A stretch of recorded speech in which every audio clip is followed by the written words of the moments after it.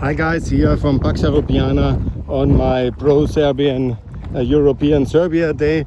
It was very interesting today to discuss many of the important things for European Serbia.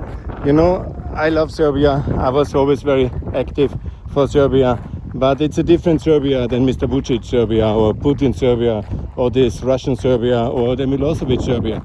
Because nobody in his clear mind can love a genocidal Serbia or a nationalistic kind of monster. This is ready for such genocidal attacks. So we must always be very clear on that one, and we must always be very careful not to be in any way misunderstood here. Serbia must recognize Kosovo and must allow the Balkans to be in peace, and must not to do any land grab via the church in Montenegro or somehow threaten the unity of Bosnia. That's why I call always for the end of the Republika Srpska, because it's the instrument of Putin and Vucic to blockade Bosnia's western integration. And I understand Mr. Vucic is always afraid of Russian secret service killing him. Yeah, after Djindjic, obviously that's always an option in the Russian-Serbian relation. But what kind of relation is this? A relation of submission? Yeah, that's not friendship if you are bought or threatened or bullied into something. No, what we offer is real reconciliation. This means to make up for the past, for the horrors of the past, the long gone past, which is whatever. We can start in the medieval ages. We can clear everything from 1204 to Kosovo Polia. Yes, let's discuss everything in my podcast. I'm ready for that. All the myths must be addressed, all the problems. I know there is this feeling that we in the West betrayed Serbia in 1204 or in the Kosovo Polia and in 99, but we didn't. You know, it was beyond our power projection ability. And where it was, when we intervened in 95 and in 99, it was absolutely justified to do it. We should have intervened much earlier to save much more people. Because you have to intervene on the side of freedom. You have to use military force against brutal dictators. There's no other way. Otherwise they will win. And the world will be a disastrous place.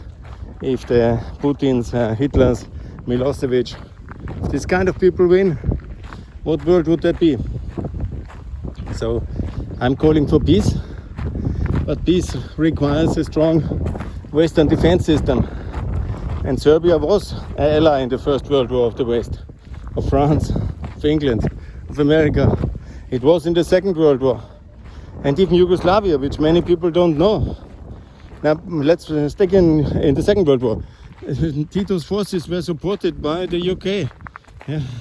There was no way. It was until 44 the Soviets could reach Yugoslavia.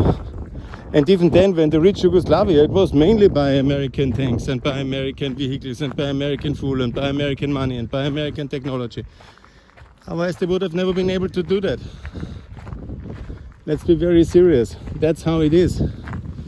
There was 1,000 billion of money flowing from America into the Soviet Union via the Lend-Lease. Alone the Soviet Union. And also the British support for Yugoslavia was coming mostly from the Americans, because the Brits were bankrupt already. So please, and then we come to Yugoslavia from 51 on. It was an absolute disaster regime. I'm in a maze here. Absolute disaster regime. And from 51 on, Eisenhower decided to support it financially. And all the way until 86, 35 years, it was a client state of America in financial technology and political terms. Have you forgotten, Mr. Vucic?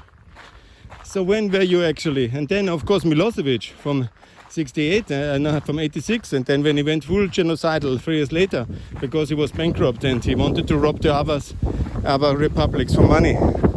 Then he went full genocidal. Then America was against him, and it took many, many times to convince the Americans to break with their long-standing ally. They ultimately did it, and so it was. And it took 95, after his declaration of war in Kosovo-Bosnia, 6 years for the Americans to intervene. And then they have not even intervened in Serbia, but only in Bosnia. And same on the other side. In Kosovo took another 4 years for intervention, because it was all foreseeable in 95. With the Dayton Agreement, Milosevic thought he can have half of Kosovo or something like that, or maybe best all. Then he opted for war. Montenegro broke away because they saw it will not work. And so the situation came. And then I asked myself, please, on this beautiful place, Serbia, why not join the West, the free world? Most of your people have done it already. Most of them are in Vienna, 350,000, or in Austria, or in so many in America. So why not join fully the Western free world? Hello, that's the logic of my call. So I'm here, I will make another declaration, and thanks a lot for your attention. Bye from Paxa Europeana here from Schönbrunn.